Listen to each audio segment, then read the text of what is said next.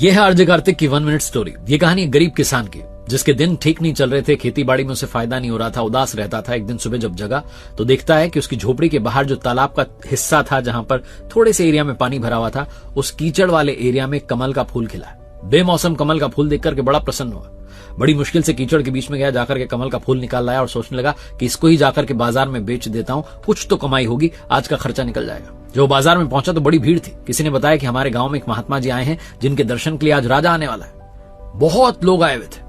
उसके उस पुष्प को खरीदने के लिए लंबी लाइन लग गई। लोगों ने कहा कि भैया ये हमें दे दो, हम इतने रुपए देंगे, उतने रुपए देंगे। तभी एक सेठ जाएगा, उन्होंने कहा 2 चांदी के सिक्के पकड़ो, ये पुष्प मुझे दे दो, मुझे जाकर के महात्मा जी को भेंट करना है, महात्मा जी प्रसन्न हो जाएंगे।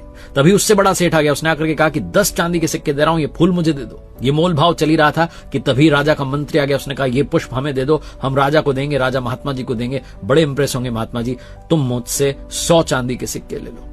तभी राजा ने देखा कि भीड़ किस बात की है, उसे बताया गया तो राजा खुद पहुंच गया। उसने कहा 1000 चांदी के सिक्के ले लो, ये कमल का पुष्प मुझे दे दो, बेमौसम खिलाए, महात्मा जी बड़े प्रसन्न होंगे।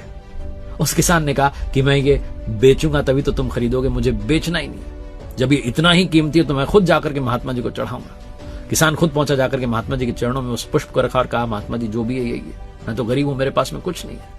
पता चला कि इतना बहुमूल्य है कि राजा साहब जो 1000 चांदी के सिक्के देने के लिए तैयार हैं, लेकिन मुझे संपत्ति नहीं चाहिए, मुझे तो बस आपका आशीर्वाद चाहिए।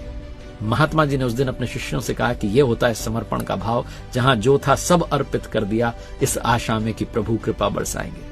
भगवान संपत्ति से, प्रॉपर्टी से इंप्रेस नहीं होते, वो आपके भाव से इंप्रेस होते हैं, मन के भाव से। जिसके मन के भाव पवित्र हैं, उसका अहित कभी हो ही नहीं सकता।